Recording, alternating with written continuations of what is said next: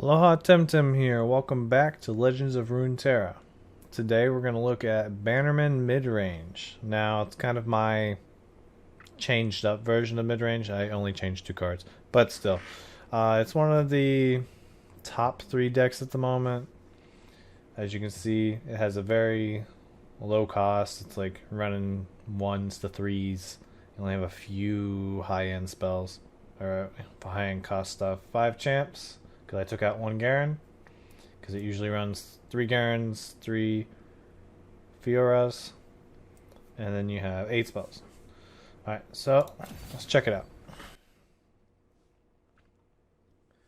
So this is usually the starter card you get for a 1, a 2/2. That's pretty nice. I mean, she doesn't do anything special, but you know, 2. Usually you get this card, and then you put down this one. So this one, when you put it, it's a 2/1, easy peasy. Add another card, another ally, anytime after you summon this guy, and he gets Challenger. You can just pick and choose what you want to fight. There used to be 2 of these in the deck, but I brought it down to 1. I haven't found situations that it really works on. Like, I was thinking that if you put tough on your stuff when you're going against a Yasuo deck, that it would kind of bring it down from 2 damage to 1, but it doesn't. It doesn't do that. This is for your barriers, so you can keep her protected, because this is one of your win conditions. You got her, she kills 2 enemies, she levels up. If she kills 2 more enemies, you win the game, as long as she's alive. Now, if you happen to go against the deck and they recall her, this resets back. So you'd have to kill 4 with this card. Now, she's just a 3/3, so she's not very powerful. So that's why I have a bunch of cards in this deck to boost her up. One being the Bright Steel Protector. You want to put a barrier on her so she won't die, because it's one of your easy win conditions. This is so she can just attack stuff. Like, you want her to attack something that's like a 1/1. You want those easy victories. Now, she's still going to take damage unless you got a barrier on her. But, you know, that counts for her killing stuff. This is if you don't have the single combat, the war chefs. Anything that is to its right, 1 to its right, will get 1/1 and support. Again, there's your baby girl. The lone badger bear. This is just a good card. He's got beefiness for a 3, a 4/4. Not bad. This is the card that I put in here because I saw it in another deck and I thought it would be nice. Because sometimes you only have 1 card on the board. Like, you got your baby girl right there, and she's the only one on the board. You can give her a 3/3, so now she's a 6/6. And then if she's still alone, you can make her a 9/9. Like, why not? I mean, you can play it to anything. But you want to power up your boo right here. This guy has one of the new things from launch is Scout. So if you have Scout, you can just put your Scouts out to the attack. You just put all your Scouts and they have their own little attack phase. And then, well, say someone wants to block him. He's only got 1 defense, so, or 1 health. So, you know, he goes out there, maybe he does 4 damage, maybe he takes out an enemy, and he dies. Well, when he dies, he just turns into a... Oh, that's not useful. He just turns into a badger bear. Turns into one of these guys. Blue. 4. Goes into a 4/4. Not bad. There used to be 3 of these guys. I haven't really found a use for Garen. I mean, he's a 5/5. You attack anything twice, including you use that, whatever that card was, that spell before that you can attack stuff. He turns into a 6/6. And you can just attack every turn as long as he's there on the round start. But I haven't really found situations where that's happened. This boy, he's a challenger, so you can just, you know, bring stuff forward, attack what you want. Same with her. She's got Challenger. You can pick those easy 1/1s. Just take them out.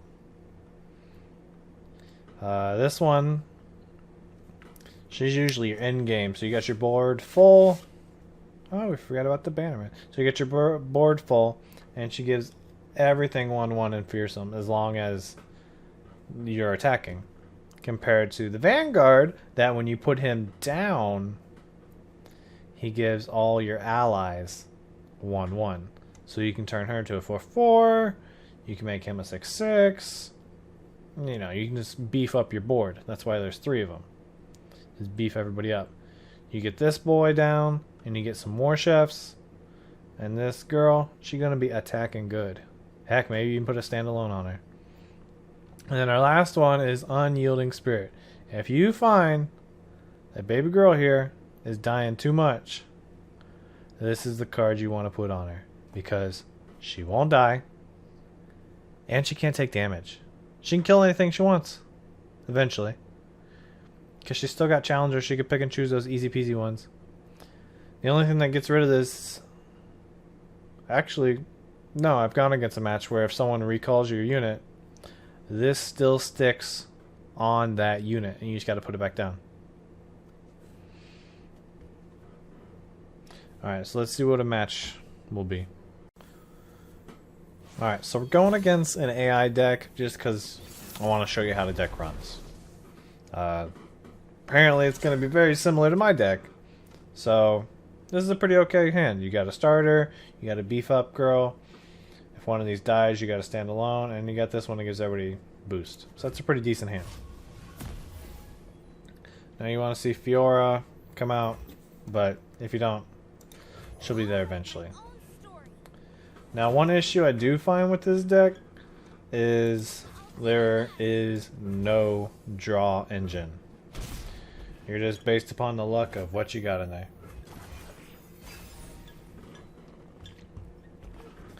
Like you're just waiting for a card. Is if you don't have stuff at the beginning, it's just not gonna happen.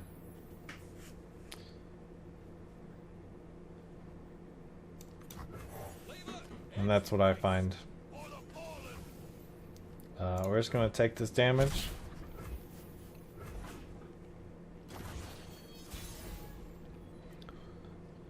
Alright, see? There she is. Always 2 steps ahead. My journey continues. Alright, so you want to put your war chef down. Bring her.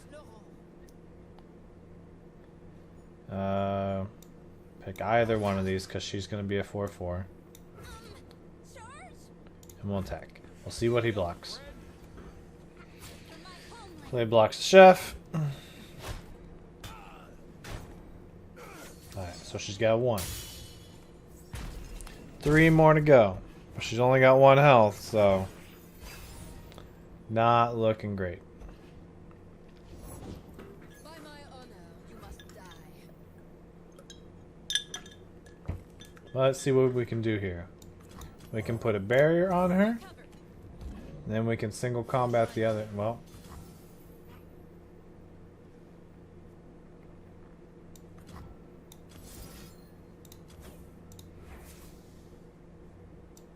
Alright, we'll put that there. And we'll take that out. I have no equal. Oh look, fancy dance. Now she's bigger. So we only need 2 more. And we can put down one of these boys. Give her some health. Save your worlds. We speak with blades. So here you have a tricky situation because she attacks that, she dies.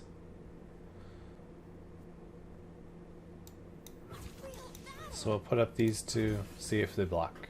Precision. And they do. Strike without worry. And now you got a barrier.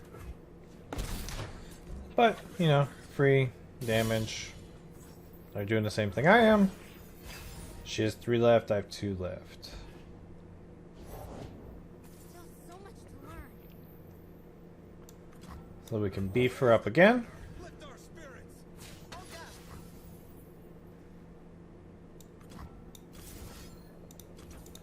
Put that there. Put that here. So we take her out again.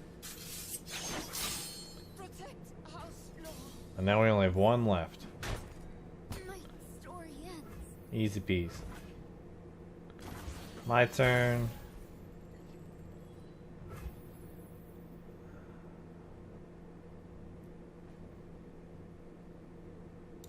Alright. Soldier. Do this. Always 2 steps ahead. I'll do my best. That's enough for lethal. And we'll attack. I have no time for fools. Blocks. That'd be the last of her Fioras. Because you can only have 3, so that was 3 of them. Ready for deployment.